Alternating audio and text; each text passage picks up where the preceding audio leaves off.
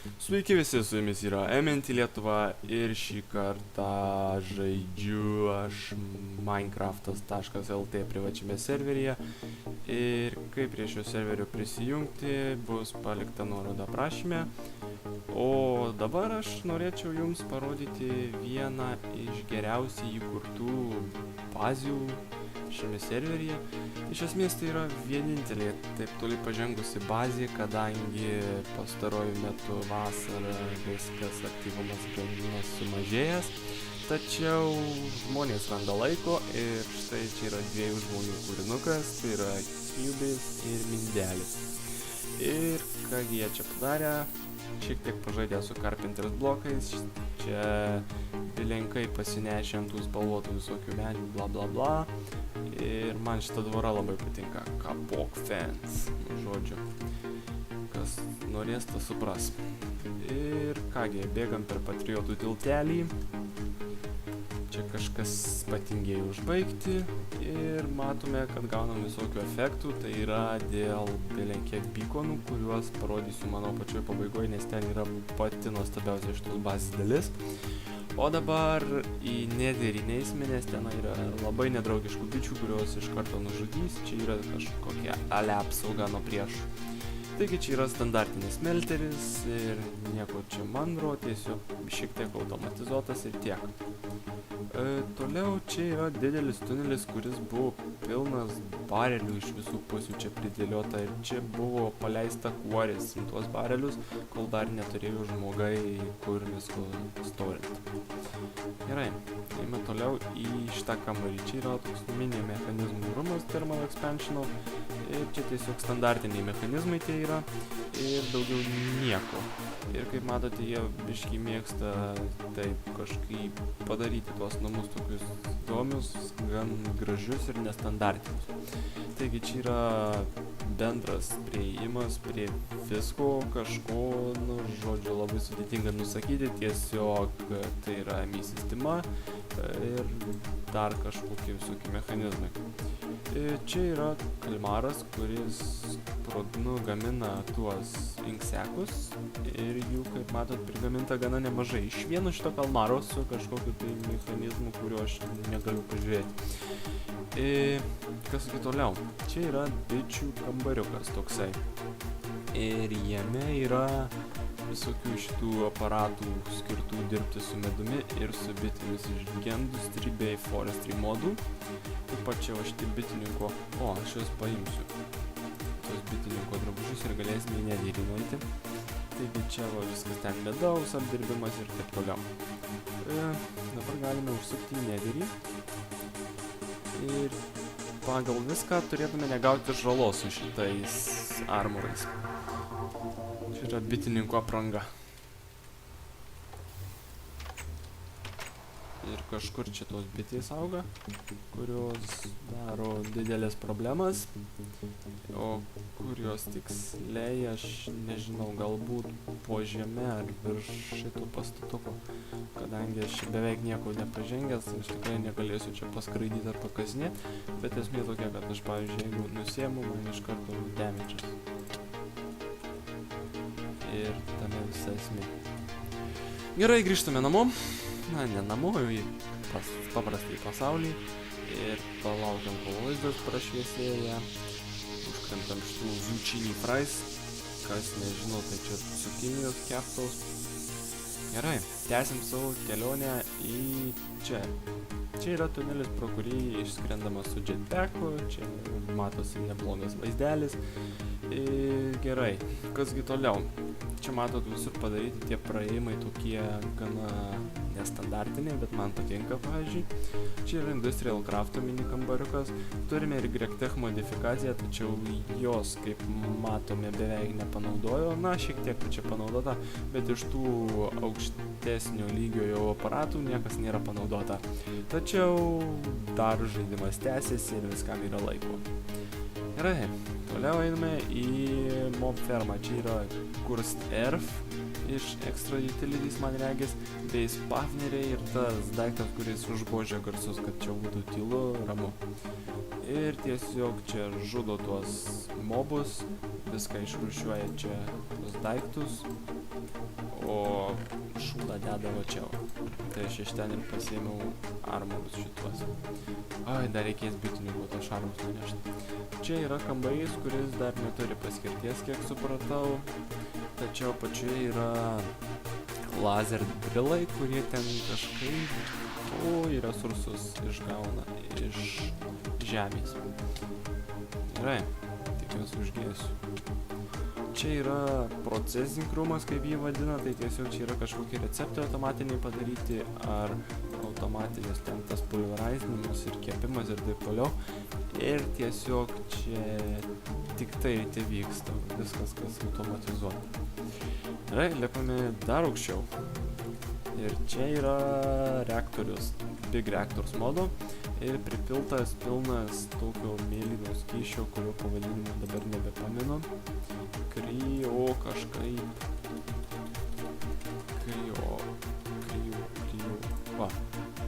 Krioteum. Tai nusišnekėjau, bet nieko. Ir jis gamina gana solidžią sumą elektros, tai yra 14 000 redstone fluxų per piką. Tai yra gana nemažai, bet palyginus, kaip mes kažkadaise buvom pasiekę 1 milijoną, tai bet tai žymiai didesnis dydis buvo ir aušinimas netoks. Gerai, toliau grąžinam šitos bičių drabužėlius ir einam į finalinę vietą. Ir okei, man drabužius pakeis, o šaunalis. Ir matote, palaukit, dar dar ten neįsim. Čia kažkur yra elevatorius, kurį aš pražiopsojau tikriausiai. Va. Ir čia yra fermos, tai gana nemažos. Viskas plius minus automatizuota, netgi va tie augaliukai, uogytės, ten kur metalą augina. Čia biškį vištų augina neblogai, matot kiek kiaušinių, visai taip nedaug. Gerai, toliau. Kaktusai, nendrės, ir viskas tiesiog automatiškai nusiima. Čia yra cukinijas augina, kurias aš valgau. Ir ender lily bei grūdus, moliūgus, ten arbūzus bei medvilnę. Gerai, tęsime kelionę čia. Ir čia yra,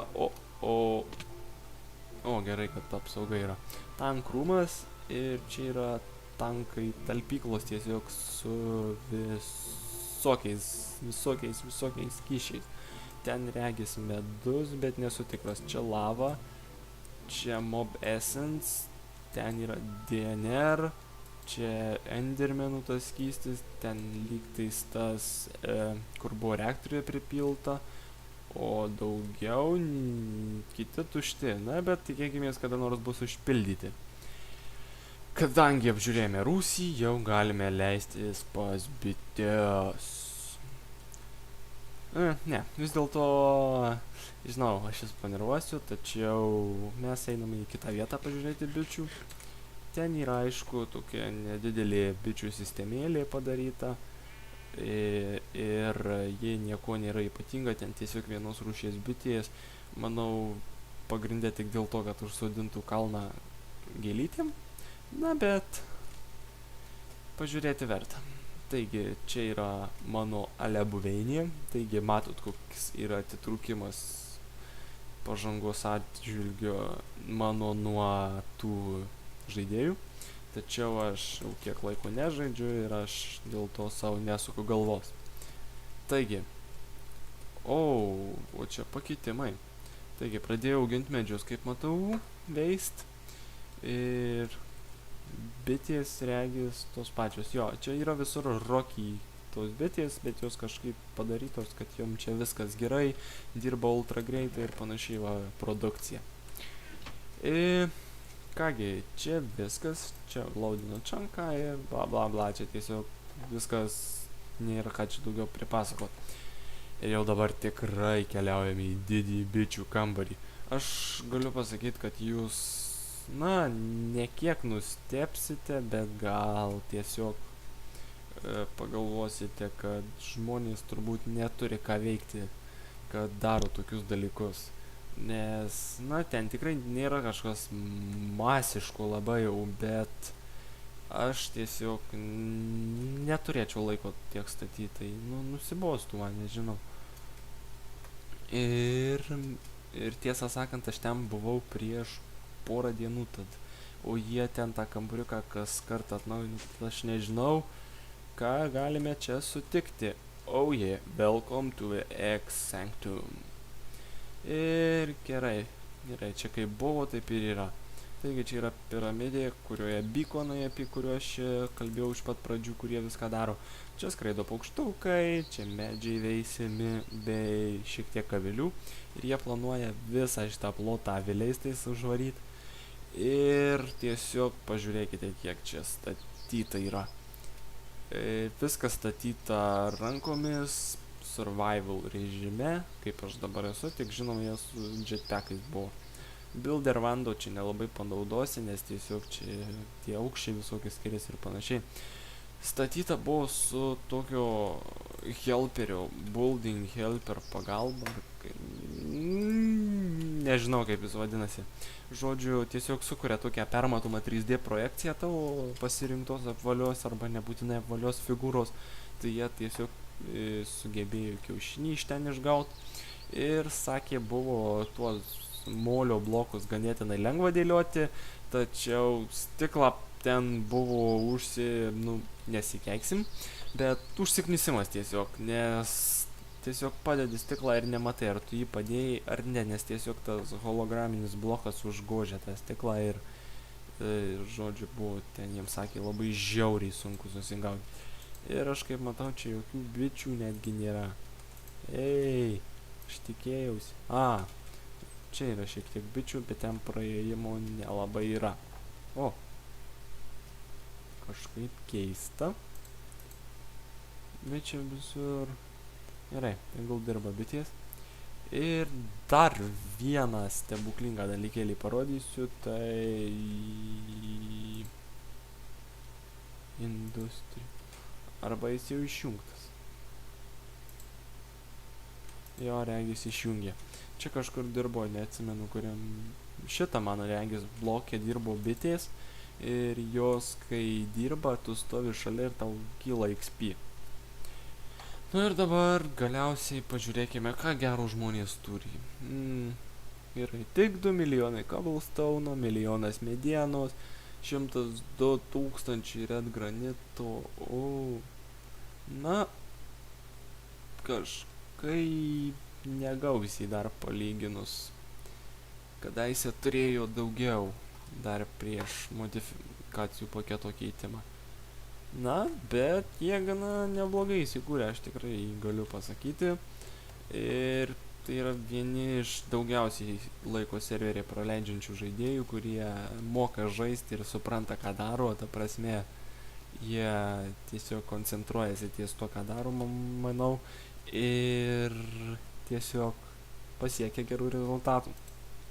Skiria nemažai dėmesio aplinkai, na, tikrai man bent jau yra ganėtinai graži aplinka ir tiesiog fantastiškas namas.